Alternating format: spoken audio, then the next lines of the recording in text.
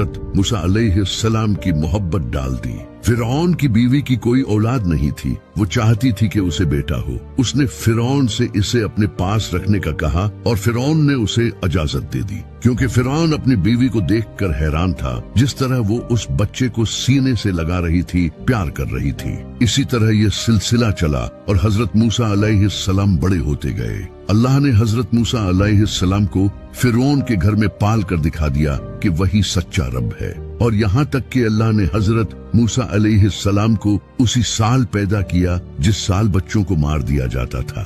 ये सब उस रब की कुदरत है। मूसा अलैहिस्सलाम को अल्लाह ने ताकत और दीन का इल्म अता किया था। एक दिन मूसा अलैहिस्सलाम ने देखा कि एक इसराइली को कुछ मिस्र के लोग पिट रहे थे। उस इसराइली ने मूसा अलैहिस्सलाम से मदद मांगी। मूसा अलैहिस्सलाम उसकी मदद करने के लिए आगे बढ़े और तब ही मूसा अलैहिस्सलाम ने उस आदमी को गलती से कत्ल कर दिया। मूसा अलैहिस्सलाम को लगा कि उन्होंने बहुत बड़ी गलती कर दी। वो बहुत ज्यादा दुखी हुए और उन्होंने फौरन अल्लाह से माफी मांगी और अल्लाह ने भी उन्हें माफ कर दिया, क्योंकि मूसा अलैहिस्सलाम का उस इंसान को कत्ल करने का कोई इरादा नहीं था। वो तो बस उस मजलूम की मदद करना चाहते थे।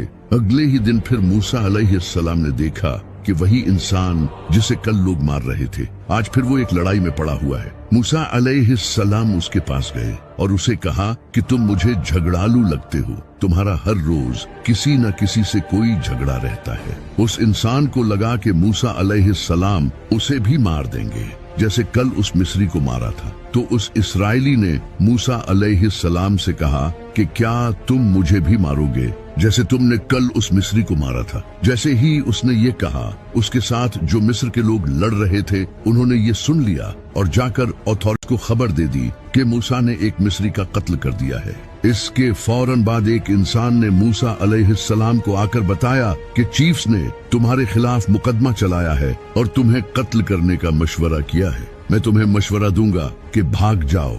मूसा अलैहिस्सलाम को जैसे ही ये पता चला, वो बगैर किसी तैयारी के मिस्र से भाग गए। उनके पास न तो कपड़े थे न कुछ खाने के लिए था। वो गर्म रेत पर नंगे पांव चल रहे थे। उन्हें फिरौन के लोगों का खौफ था कि कहीं वो उन्हें कत्ल न कर दे, इसलिए वो चलते गए। वो मद्यान की तरफ सफर कर रहे थे, जो कि सीरिया और मिस्र के दरमियान एक इलाका था। इस सफर में मूसा अलैहिस्सलाम के साथ कोई न था सिवाय अल्लाह के।